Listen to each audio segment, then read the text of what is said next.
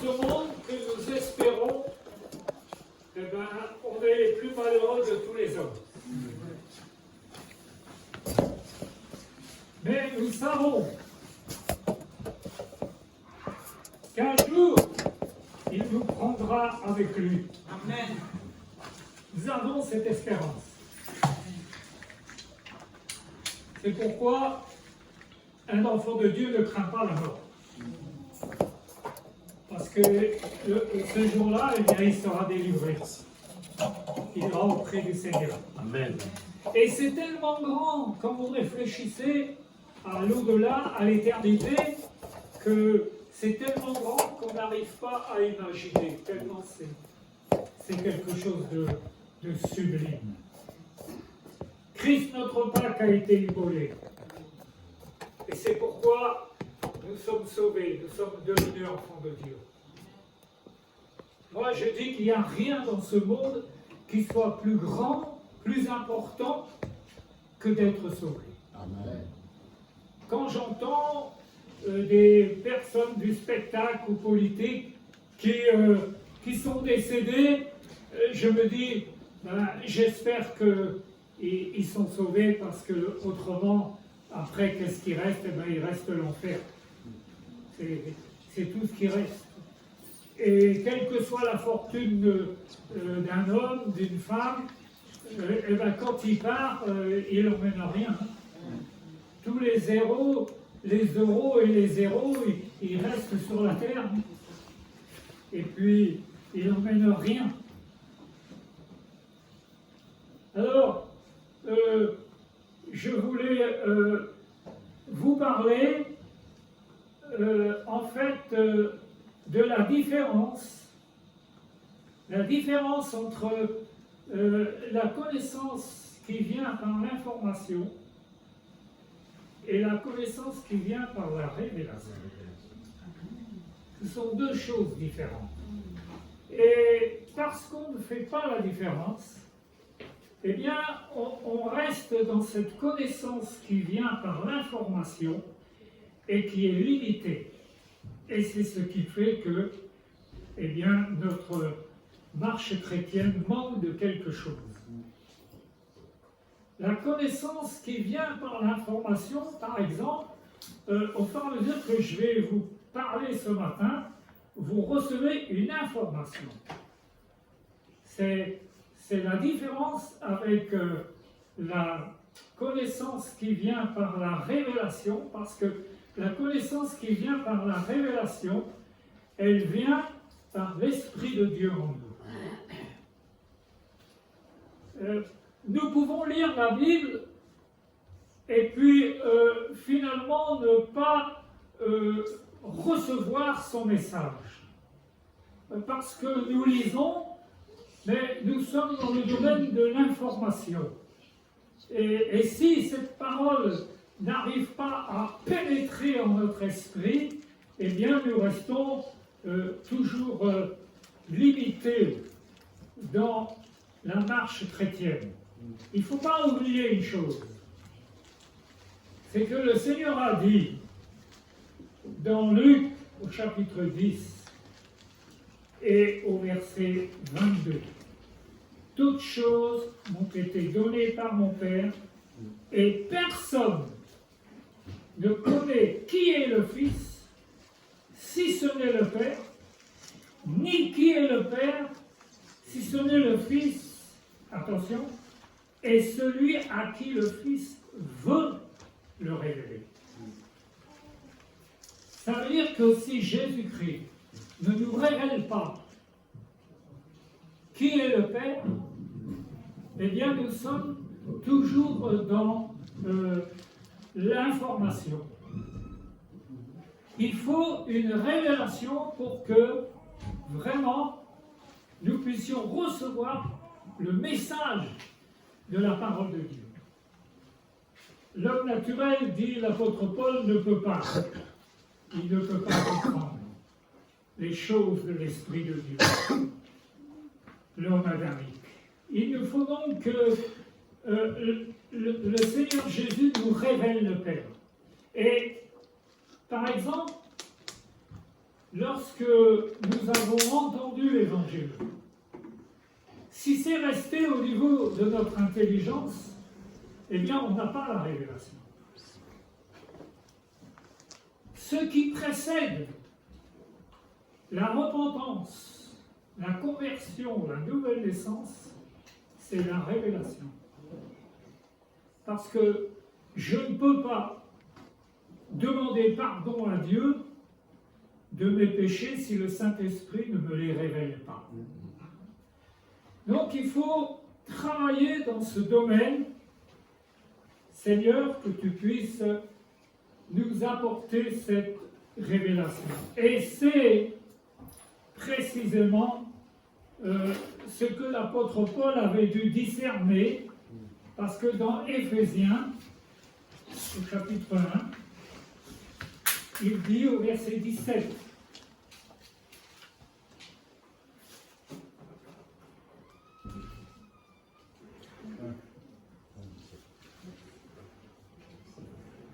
afin que le Dieu de notre Seigneur Jésus-Christ, le Père de gloire, vous donne un esprit de sagesse et de révélation dans sa connaissance, qu'il illumine les yeux de votre cœur pour que vous sachiez quelle est l'espérance qui s'attache à son appel. Qu'il vous donne un esprit de révélation, qu'il illumine les yeux de votre cœur pour que vous sachiez. Ça veut dire que si la révélation ne m'est pas apportée, je ne peux pas savoir. Je reste au niveau de l'intelligence. C'est ce qui fait que, eh bien, il y a un manque de croissance dans ma vie. Et c'est ce qui fait que, par exemple, quand vous témoignez à une âme, vous vous rendez compte que tout ce que vous lui dites, elle ne capte pas, elle ne comprend pas. Parce que, justement, le Seigneur sait d'avance qui va répondre avec son cœur au message de l'Évangile et qui va rester au niveau de l'intelligence et de l'information. Voilà pourquoi il y a des enfants de Dieu qui, malgré les années, depuis le temps qu'ils marchent avec le Seigneur, eh bien, ils marchent à reculons et un beau jour, ils retournent dans le monde. Parce que, eh bien, ils n'ont pas eu cette faculté de recevoir des révélations. Si, par exemple, ma vie de prière, l'étude de la parole de Dieu est négligée dans ma vie, eh bien, je vais rester, comme on dit, terre à terre. Je ne vais pas monter dans ce domaine de la révélation. Il y a plusieurs domaines dans ce domaine-là. Par exemple, il y a la révélation, la visitation, la vision, le songe. Et c'est là, ce matin, où je voudrais vous emmener, et pour cela, vous dire que chaque jour, vous devez avoir ce culte personnel avec le Seigneur. C'est parce que si on ne se met pas à l'écoute de Dieu, si on ne prend pas le temps de se poser et pour prier, mais pas seulement prier, pour méditer, réfléchir, chercher à comprendre. Dans Acte 2, 42, la première chose que les apôtres ont fait, la Bible dit qu'ils persévéraient chaque jour dans l'enseignement des apôtres. Et en dernier, il y a la prière. Ça veut dire que si je n'ai pas le bon enseignement par la révélation et pas seulement par l'information, eh bien, ma prière sera limitée. Et je vais vous donner plusieurs exemples. Vous allez pouvoir voir en vous-même comment ça se fait que, eh bien, il y a une limitation? Comment pouvons-nous déterminer si notre vision de l'œuvre de Dieu est la bonne vision? Comment est-ce que je peux déterminer ça? Eh bien, je sais que c'est parce que je reste fondé sur la parole. C'est de là que va vraiment grandir ma foi. C'est en étant fondé sur la parole. Par exemple, si l'œuvre de Dieu n'est pas ma préoccupation première dans ma vie, eh bien c'est la preuve que je n'ai pas la bonne vision de l'œuvre de Dieu. Parce que je suis trop terre à terre. Et, boulot, métro, dodo, et puis finalement Dieu me semble loin, mais en fait c'est nous qui sommes loin, parce que le matin, eh bien, quand on se lève, on ne prend pas le temps d'avoir un temps de prière, d'étude de la parole. Et donc c'est nous qui nous éloignons de Dieu, et nous ne sommes pas dans les conditions pour que Dieu puisse nous parler, pour que Dieu puisse nous visiter. Je vais vous donner un exemple d'une expérience que j'ai faite, qui a été vraiment importante pour moi.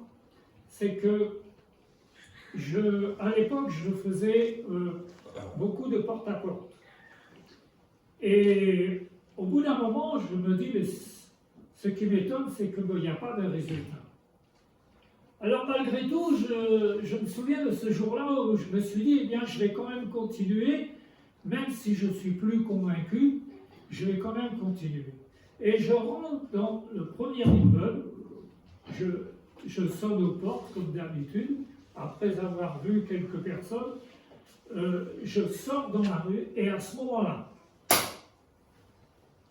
une visitation de Dieu, il m'a dit, j'ai jamais oublié, il faut travailler dans la dimension de l'esprit. Et je me suis rendu compte que finalement, notre évangélisation est trop terre à terre. Nous sommes trop au niveau de l'information. Il ne suffit pas de citer la parole de Dieu pour que les gens se convertissent, mais il faut que nous soyons dans l'esprit. La parole dit que Jésus, rempli du Saint-Esprit, fut conduit dans le désert. Vous avez remarqué ce que la parole de Dieu dit? Jésus, rempli du Saint-Esprit, fut conduit. Ça veut dire que je ne peux pas être conduit si je ne suis pas rempli. Si vous aimez le Coca-Cola, vous n'achetez pas une bouteille de Coca-Cola pour l'emballage. C'est ce qui est à l'intérieur qui vous intéresse. Mais vous n'allez pas acheter une bouteille vide. Et c'est là l'image du chrétien qui, eh bien, il lutte. La vie chrétienne, pour lui, c'est une lutte, parce que il prie, mais il ne sent pas la présence de Dieu. Il témoigne, il ne voit pas de conversion. Il lit la parole, il ne comprend pas, parce qu'il est toujours au niveau de l'information. Il y a des groupements chrétiens qui avaient bien commencé, et puis petit à petit, ils ont perdu cette notion de la révélation, et ils sont devenus une religion d'information. Mais ça ne produit pas. Ça ne produit pas. Il faut que nous puissions travailler à être remplis du Saint-Esprit, être remplis du Seigneur, et à ce moment-là, sans nous en rendre compte, nous allons voir que, eh bien, il va y avoir du fruit. Je prends un exemple. Si vous voulez savoir ce que le Seigneur vous a donné comme don, eh bien, vous devez regarder quels sont les fruits que vous portez, et ça va vous amener à découvrir le don. Mais ce n'est pas l'inverse qu'il faut faire. Ce n'est pas le don qu'il faut chercher, c'est le résultat du don, c'est le fruit. Et lorsque vous regardez votre vie, c'est pour ça qu'il faut méditer dans la prière, vous allez vous rendre compte que dans un certain domaine, eh bien, vous portez du fruit. Ce n'est pas vous qui le faites, c'est Dieu qui se sert de vous. Et à partir de là, vous voyez les fruits et vous connaissez l'arbre que vous êtes. Un pommier va porter des pommes, il ne va pas porter des poires. Et donc, vous regardez, vous dites, mais c'est drôle parce que dans ce domaine-là de ma vie, je vois les fruits. Dans un autre domaine, il n'y en a pas. Et c'est parce que, justement, vous persévérez dans une direction que Dieu ne vous demande pas. Et c'est pourquoi je dis tout le temps, eh bien, la prière c'est bien, mais il faut aussi réfléchir. Vous priez le Seigneur, et au bout d'un moment, quand vous avez prié, eh bien vous écoutez. Vous écoutez. Et là, vous permettez à Dieu de vous parler. Moi, je crois qu'il y a des chrétiens qui sont fâchés avec Dieu. Vous savez pourquoi? Parce qu'ils n'ont pas le temps de prier. Alors j'en déduis qu'ils sont fâchés. Ils n'ont pas le temps de se mettre devant Dieu, de prier. Ils courent toute la journée, mais ils ne donnent pas à Dieu la possibilité de leur parler. C'est comme si vous parlez à deux en même temps dans le téléphone. Vous n'allez pas vous comprendre. Il y a un moment, quand vous avez fini de prier, vous écoutez. Et surtout la nuit. Moi, j'aime bien prier la nuit. Parce que tout est silencieux, il n'y a pas de dérangement. Et là, vraiment, il y a une écoute favorable. Dans la parole de Dieu, je pourrais vous montrer les quantités de passages où les prophètes, les serviteurs priaient la nuit. Et Dieu se révélait la nuit. Dieu, le Seigneur Jésus s'est révélé la nuit à l'apôtre Paul, à plusieurs reprises. Dieu s'est révélé à Abraham. Et donc c'est pourquoi je combats la télévision. Parce que si vous regardez la télévision, ça finit à 22h30, 23h, hein, et puis vous allez vous coucher, et puis le matin, ben, vous ne pouvez pas vous lever. Vous ne pouvez pas vous lever la nuit pour prier. Alors, c'est pas que tout est interdit dans la télévision, mais il faut faire un choix. Si, par exemple, vous êtes tous les soirs, calculez tous les soirs le temps que vous passez à la télé pour ceux qui la regardent, eh bien, vous verrez que facilement, vous avez passé 2h30, 3 heures devant la télé, hein, et en plus, le matin, vous n'avez même pas prié, vous n'avez même pas ouvert la Bible. Moi, j'appelle ça voler Dieu. Vous avez volé le temps qui était destiné à Dieu. Et donc, vous ne êtes pas mis dans la condition pour écouter la voix de Dieu. Vous n'avez pas ouvert la parole. Comment voulez-vous que Dieu nous parle si on n'a pas le temps d'ouvrir la parole? Il faut que l'œuvre du Seigneur soit notre préoccupation. Et regardez ce que l'apôtre Paul dit à Timothée, dans 2 Timothée 2, verset 4. « Il n'est pas de soldat qui s'embarrasse des affaires de la vie, s'il veut plaire à celui qui l'a enrôlé. Il y a un choix. Il y a des chrétiens, ils voudraient le beurre et l'argent du beurre. C'est-à-dire, ils voudraient pouvoir être efficaces dans la vie chrétienne, ils voudraient voir des fruits, ils voudraient avoir des dons, mais en même temps, ils s'embarrassent d'un tas de choses dans leur existence. Moi, je crois qu'il y a des professions que des chrétiens ne peuvent pas faire. J'ai travaillé jusqu'à 59 ans et j'ai toujours fait un choix. J'ai toujours fait attention de ne pas aller trop loin dans le travail pour avoir du temps pour servir le Seigneur. Amen.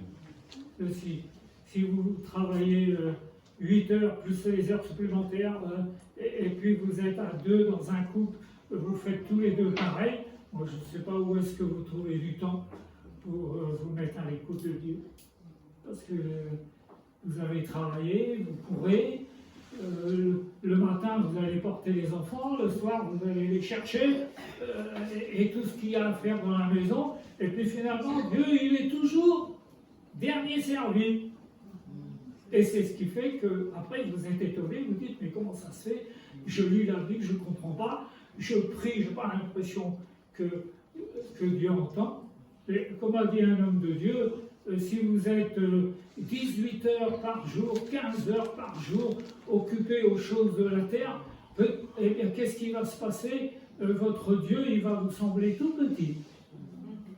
Parce qu'il n'est pas dans vos pensées, dans la journée. Comment voulez-vous qu'il soit dans vos pensées au moment où vous allez lire la Bible et au moment où vous allez prier? Il va vous allez ressentir que Dieu est loin, et en fait, c'est nous qui nous sommes éloignés de lui, parce qu'on est négligent.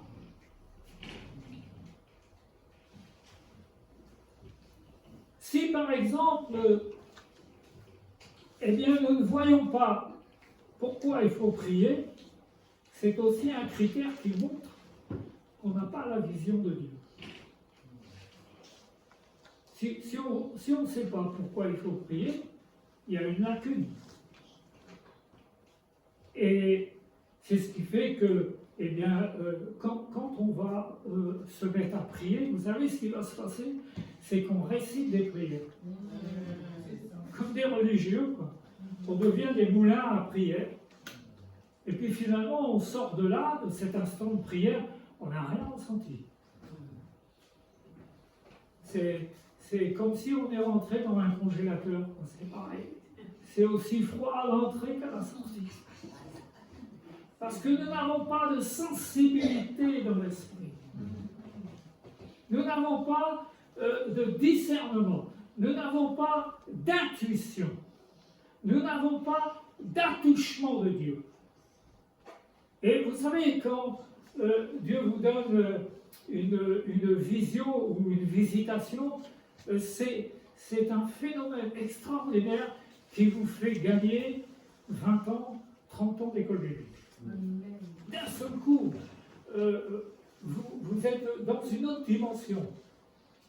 Parce que justement, vous avez permis à Dieu de vous toucher, de vous parler, de vous visiter. Pourquoi? Parce que vous êtes mis dans les conditions. Il faut se mettre dans les conditions spirituelles pour atteindre le spirituel. Amen. Il n'y a pas longtemps, j'ai eu cette pensée sur laquelle je réfléchis.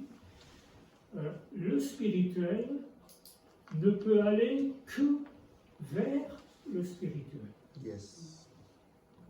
Si je suis spirituel, si le Saint-Esprit a cette faculté de m'introduire dans cette dimension spirituelle, je vais me rendre compte que je suis guidé vers le spirituel, vers le plus loin avec Dieu. Mais si je suis toujours dans la chair, eh bien c'est la chair qui va me guider vers la chair. Je ne peux pas atteindre le spirituel si je ne suis pas moi-même spirituel.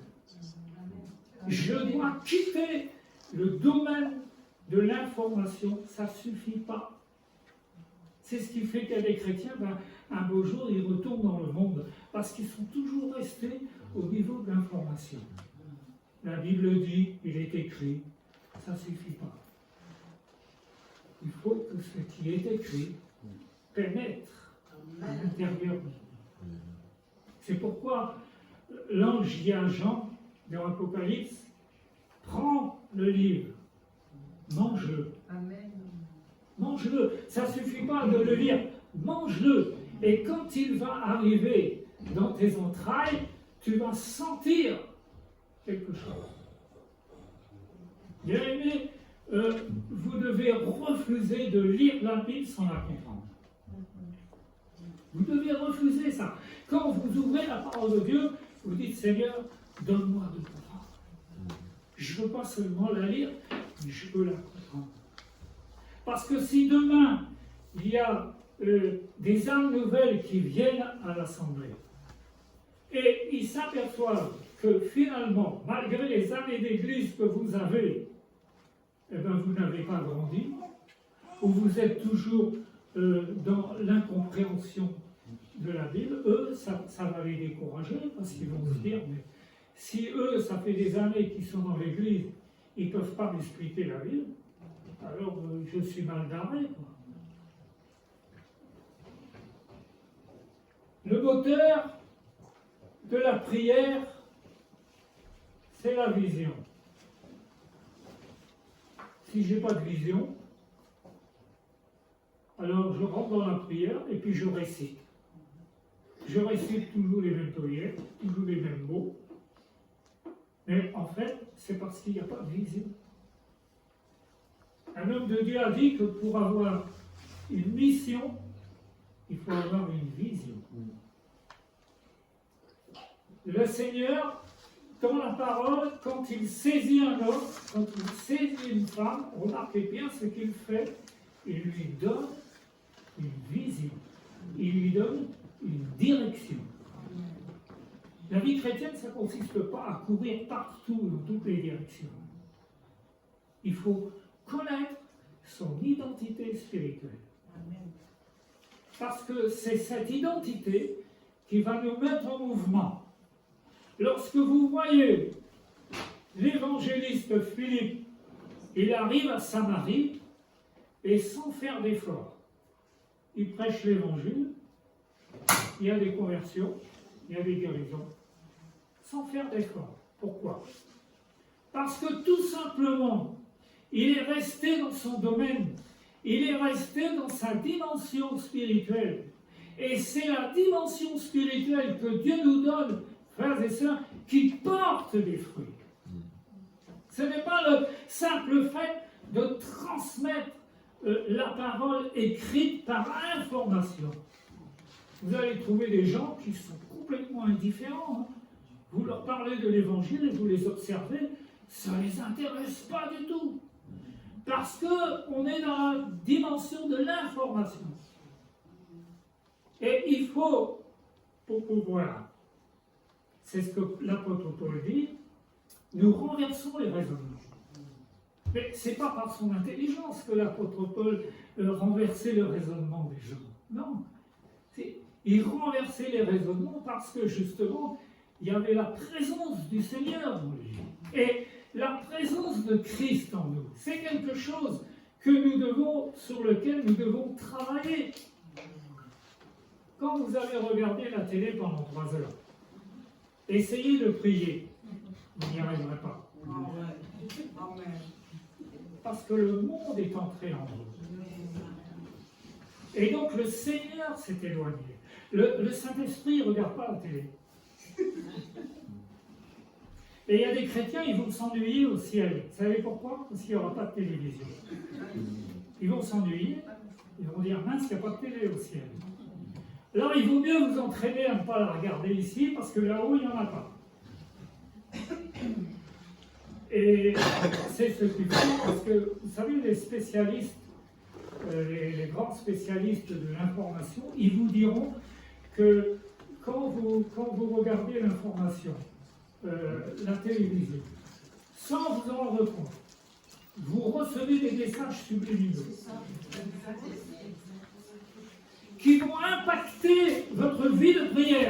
votre communion avec Dieu. Parce qu'un message subliminal, c'est une image que vous ne voyez pas, mais c'est votre esprit qui enregistre. Après, vous dites, mais comment ça se fait? J'ai tellement de mal à comprendre la Bible, j'ai tellement de mal dans la prière. Oui, mais parce que vous avez laissé entrer le monde. Et une histoire vraie, c'est un chrétien qui se fait livrer sa télévision à la maison. Ah, il était tout content, parce que voilà. Seulement, il y a quelque chose qui l'a interpellé, parce que sur l'emballage, c'était marqué « Le monde chez vous ». Alors du coup, il a dit « Non, vous renvoyez la télé, j'en veux pas ». Il avait compris, le monde chez vous, c'est ça la télé. Alors, il faut faire attention à ce qu'on regarde. C'est pas que tout est interdit, mais il faut faire attention à ce qu'on regarde. Il est normal d'écouter les informations, parce que sinon, on n'est plus dans le monde. Si on ne s'intéresse pas à ce qui se passe en Israël, en Ukraine, par exemple, c'est pas ce que Dieu veut, parce que comment allons-nous prier si on n'est pas informé? Le moteur de la prière, c'est la vision et le fardeau de l'œuvre de Dieu, mais son carburant, c'est la communion avec Dieu. Si je n'ai pas la communion avec Dieu, eh bien je vais m'apercevoir que finalement, je lis la Bible, mais ce qui est écrit, c'est pas en moi. C'est pas en moi. Je ne suis pas, jour et nuit, préoccupé par l'avancement de l'œuvre de Dieu. Je suis trop occupé, j'ai mon boulot, j'ai ci, j'ai là, et puis finalement la journée elle a passé, et est-ce que j'ai pensé à Dieu? Est-ce que j'ai pensé aux âmes qui meurent sans Dieu? Est-ce que j'ai pensé à l'avancement de l'œuvre de Dieu?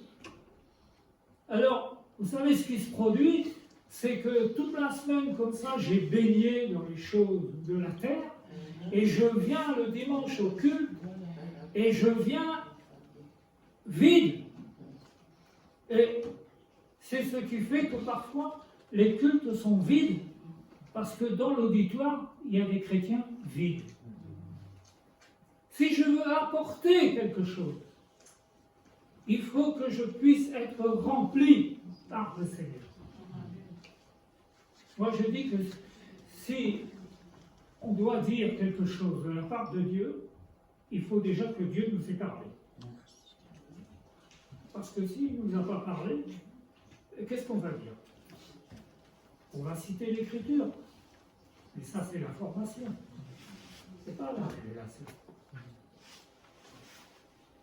La communion. Si je ne sens pas intérieurement mes prières, et que j'ai l'impression que je récite des prières, c'est que je n'ai pas la dimension de la vision de l'œuvre de Dieu. L'homme spirituel, lui, il est attiré par la prière. Ça, c'est la dominante de sa vie. Un chrétien spirituel, eh bien, il est attiré par la prière. Vous savez pourquoi? Parce que c'est la prière qui vient le chercher. La prière vient chercher l'homme et la femme qui a la vision dans son cœur.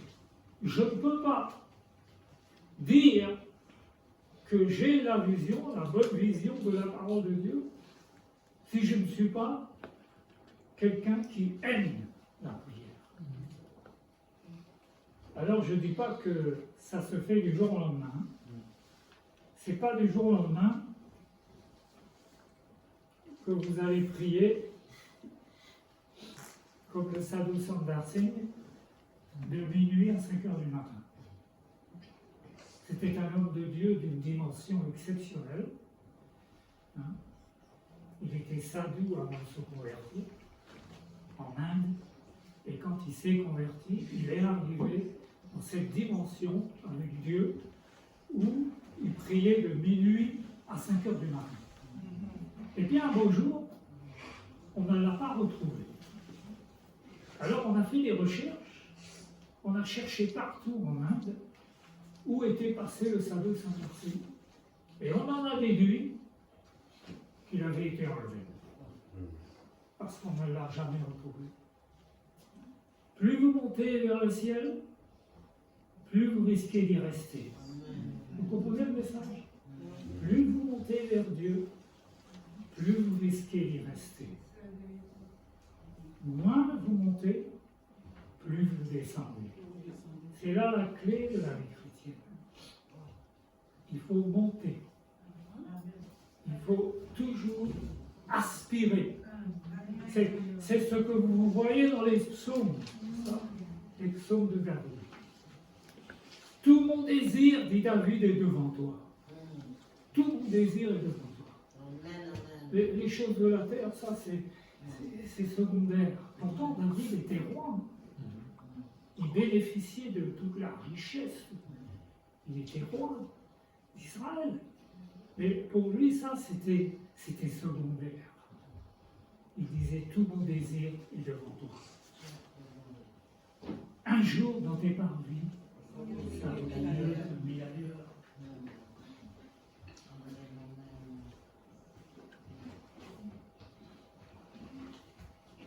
Si nous n'avons pas chaque jour un temps de prière suffisamment prolongé et nourri, eh bien, si nous ignorons la prière d'intercession, c'est que nous n'avons pas la vision. Il y a quelque chose qui domine dans la vie d'un homme de Dieu, dans la vie des enfants de Dieu qui sont spirituels. Si vous les approchez de près, vous allez vous rendre compte d'une chose. Il y a quelque chose qui prédomine dans leur vie, c'est qu'ils ont une très grande dimension dans la prière. Une très grande dimension dans la connaissance de Dieu. Et quand vous les approchez, il m'est arrivé d'approcher des serviteurs comme ça, sans qu'on parle, le fait de les approcher, vous entrez dans leur rayonnement spirituel et vous recevez quelque chose, alors qu'ils n'ont même pas parlé. C'est ce qui est arrivé à Reinhard Bonnke, quand il débutait dans le ministère. Il est allé voir Jeffrey, qui était un homme de Dieu, une grande dimension. Et il est allé chez lui, et il a écrit dans son livre « Évangélisation par le feu », que je vous recommande, il a écrit ce qui m'a le plus frappé quand je suis entré et que j'ai parlé avec cet homme de Dieu, c'est que j'ai ressenti la présence de Dieu. Parce que justement, cet homme de Dieu avait quitté le domaine simplement de l'information, il était monté dans le domaine de la révélation. L'apôtre Paul pouvait parler toute la nuit sans que les chrétiens se fatiguent. Il a parlé pendant toute la nuit, la Bible dit, hein, quand Eutychus est tombé par la fenêtre, s'il s'est endormi. L'apôtre Paul leur a parlé toute la nuit. Eh bien, ils ne se sont pas lassés. Parce que, justement, ils étaient en train de monter.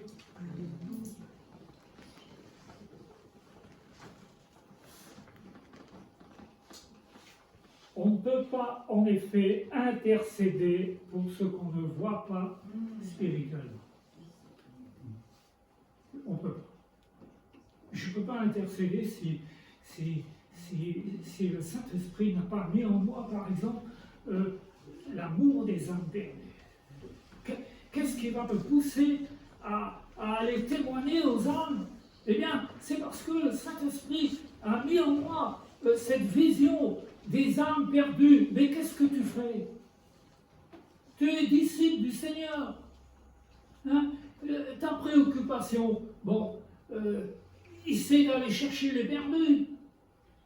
Alors là, tu te dis, oh Seigneur, merci, parce que tu m'as mis devant moi ma responsabilité. Depuis combien de temps vous n'avez pas témoigné à quelqu'un de votre foi?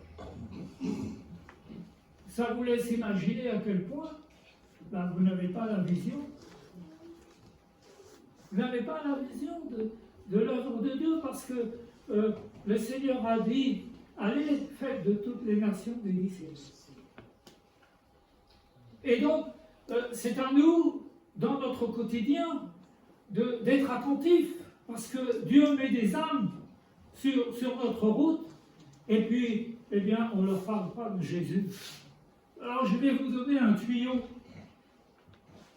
Après des années de conversion, j'ai essayé toutes sortes de formes d'évangélisation, de méthodes. Et il y en a une que maintenant je pratique, qui est très efficace, c'est que quand vous parlez avec quelqu'un, si vous voulez témoigner de l'évangile à quelqu'un, premièrement, faites en sorte qu'il soit seul. Parce que si vous témoignez à une âme, et puis qu'il y a des gens autour, cette personne-là ne va pas s'ouvrir. Parce qu'elle ne va pas confier à tout le monde ses problèmes et ses soucis. Donc quand vous voulez témoigner à une personne, vous attendez qu'elle soit seule. Et vous priez pour que justement le Seigneur mette des personnes sur votre route. Et il va le faire, parce que d'un seul coup, vous êtes devenus soucieux des âmes qui ne connaissent pas le Seigneur. Et c'est très simple. Beaucoup de chrétiens stressent parce qu'ils se disent, moi je ne sais pas comment témoigner aux âmes, je ne sais pas comment ils vont me recevoir, et donc ils se taisent. Mais c'est très simple. Quand vous parlez à quelqu'un de tout et de n'importe quoi, si vous faites attention, à un moment donné dans la conversation, il vous tend la perche. Sans s'en rendre compte, il vous tend la perche. Alors moi, je saisis toutes les occasions. Il n'y a pas longtemps, j'étais dans une laverie automatique. Et puis il y avait une dame qui était tout le temps dans son portable. Et me vient la pensée, je dis, madame, bonjour madame, excusez-moi. Vous savez, si vous voulez téléphoner au ciel, le numéro c'est le 777. Et j'ai ouvert la porte à arriver dans le domaine de la parole. Une fois, j'étais pressé et je prends l'ascenseur et j'ai pas le temps de mettre mes chaussures. Me voilà parti dans l'ascenseur, je devais descendre en bas et j'étais pieds nus. Et alors, il y a une personne en bas qui monte dans l'ascenseur, elle me dit elles sont pas mal vos chaussures. Ah, j'ai dit oui, c'est le Seigneur qui me les a données. Vous voyez, c'est simple. Il suffit que vous faites attention et vous allez trouver un moyen pour introduire l'évangile. C'est très simple. Il ne faut pas stresser parce que l'apôtre Paul dit Dieu ne nous a pas donné un esprit de timidité. Alors il faut vaincre la timidité. Amen. Si vous êtes timide, vous priez pour vaincre la timidité. Si vous avez peur, vous priez pour vaincre la peur. Et vous allez voir que le Seigneur va le faire. C'est pas normal qu'un enfant de Dieu reste tout le temps avec des défauts de la chair. C'est pas normal. Il faut les combattre. Amen.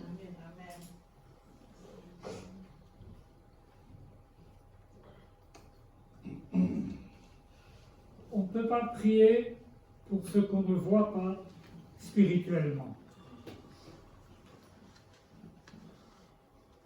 Nous n'avons pas non plus suffisamment la vision de l'œuvre de Dieu. Pourquoi? Parce que notre consécration à Dieu est trop faible. Trop faible. L'apôtre Paul dit qu'il faut qu'on devienne des vases d'honneur utiles à notre maître. Hein? Alors, il ne faut pas qu'on reste des chrétiens vieilles gamelles. Il faut qu'on devienne des vases d'honneur.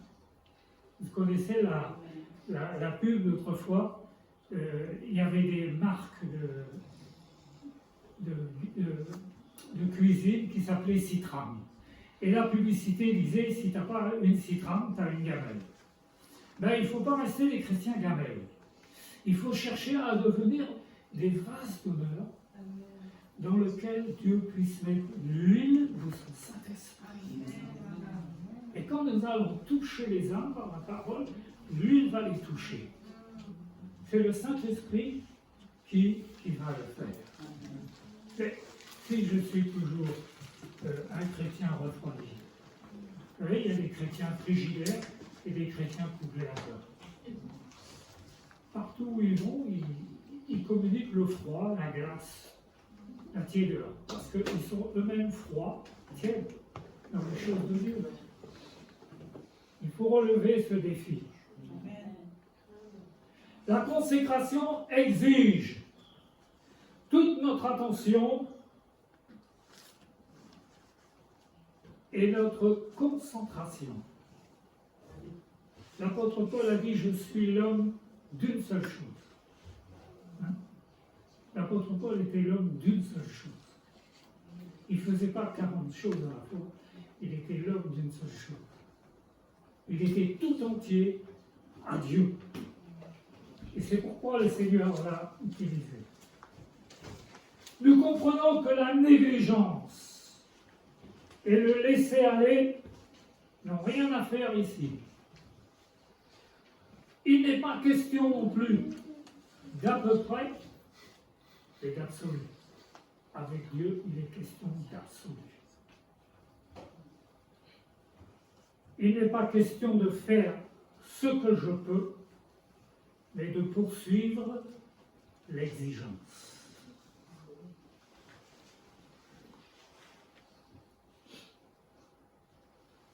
Il ne s'agit pas, il s'agit d'y mettre tout son cœur et son application.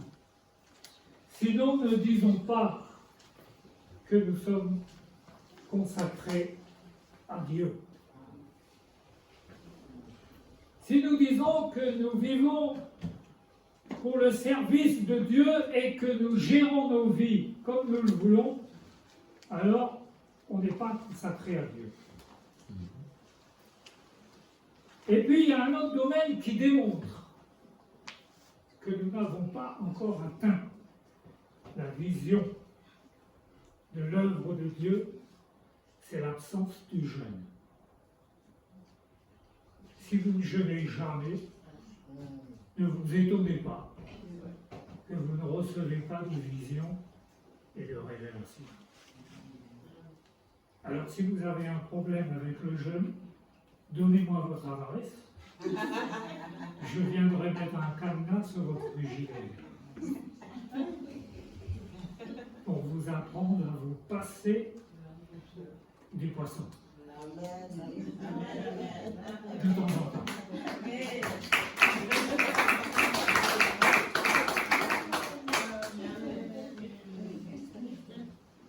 Pourquoi je parle du jeûne? Parce que l'absence du jeûne prouve l'absence du fardeau. Parce que si vraiment le Saint-Esprit nous travaille, vous savez ce qui va se passer? Il va me conduire à jeûner. Parce qu'il va me montrer qu'il y a des choses dans la vie chrétienne qu'on ne peut pas atteindre sans le jeûne. Jésus a dit, cette sorte de démon-là, il faut le jeûne. Parce que sinon, il ne va pas lâcher prise. Alors, je ne vous conseille pas de jeûner d'abord 24 jours. Commencez déjà par une demi-journée. Et puis vous allez voir que dans votre vie, il y a des choses qui vont changer. Amen. Et ne dites pas, comme je l'ai entendu, je ne peux pas. Je ne peux pas jeûner. Parce que je ne peux pas, ce n'est pas écrit dans la Bible. Non. Je ne peux pas, ce n'est pas écrit dans la Bible. Tout ce qui est écrit, si le Seigneur l'a écrit, c'est parce qu'on peut le faire.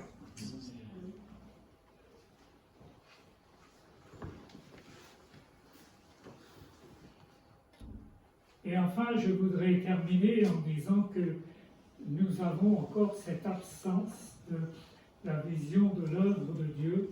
Eh bien, si nous ne témoignons pas de notre foi. Parce que tout disciple doit être capable de témoigner de sa foi. Et c'est pourquoi vous devez mémoriser des passages de l'Écriture qui vont vous permettre de les donner aux âmes. Par exemple, j'utilise souvent ces versets-là, rendez à Dieu ce qui est à Dieu. Jésus a dit, rendez à Dieu ce qui est à Dieu. Donc, vous interrogez votre interlocuteur pour dire, mais est-ce que vous le faites? Est-ce que vous prenez le temps de prier Dieu, qui vous a donné la vie, de lire la Bible et d'aller à l'église pour le remercier? Peut-être que souvent, vous savez, il ne faut pas parler pendant des heures parce que les gens ne vous écoutent pas pendant des heures. Mais le fait que vous avez semé la parole, le Seigneur a dit que Dieu confirme sa parole. D'accord? Mais pour qu'il la confirme, il faut qu'on puisse la citer, il faut qu'on puisse la donner.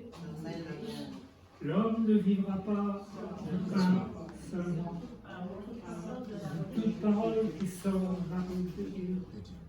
Ceux qui disent Seigneur, Seigneur, ne vont pas rentrer tous dans le royaume. Donc, il y a des versets comme ça que vous mémorisez et que vous donnez aux âmes au bon moment. Et vous savez, il ne faut pas vous inquiéter parce que il y a des chrétiens, ils se disent, oui, mais moi le problème c'est que je témoigne mais je ne vois pas les fruits. Mais ce n'est pas ton problème, ça, c'est celui de Dieu. Ton problème à toi, c'est de citer la parole. On n'est pas des convertisseurs. C'est Dieu qui convertit. Mais par contre, c'est à nous de revient la responsabilité de donner la parole. Il y a tant de gens autour de nous qui ont une apparence de bonheur. Mais ce n'est pas vrai. Parce que sans Dieu, il n'y a pas le bonheur. Amen. Sans Dieu, il n'y a pas la liberté. Amen. Sans Dieu, il n'y a que des chaînes dans ce monde. Et c'est ce qui fait que vous apprenez que des acteurs, des vedettes, eh ben, ils se sont suicidés finalement. C'est ça. Parce que malgré qu'ils ont eu la fortune, qu'ils ont eu tout ça, eh ben, malgré tout, ils sont restés vides. Et comme a dit Blaise Pascal, le philosophe chrétien, il a dit, il y a un vide dans le cœur de l'homme, en forme de Dieu. Voilà. Donc l'absence du fait de ne pas témoigner nous renvoie au fait que nous n'avons pas la vision de Dieu. Parce que un chrétien qui est animé par le Saint-Esprit, il va aller vers les âmes. Il va dire, Seigneur, moi je ne veux pas rester la bouche fermée. Tu as fait de moi ton disciple, parce que si vous, aujourd'hui, vous êtes là, si vous êtes sauvés, c'est parce que quelqu'un vous a parlé de Dieu. Amen. Et donc, vous devez faire la même chose. Nous sommes des relayeurs. Ce que Dieu nous a donné, c'est pour le donner à l'autre. Amen. Amen. Que Dieu nous bénisse. Amen.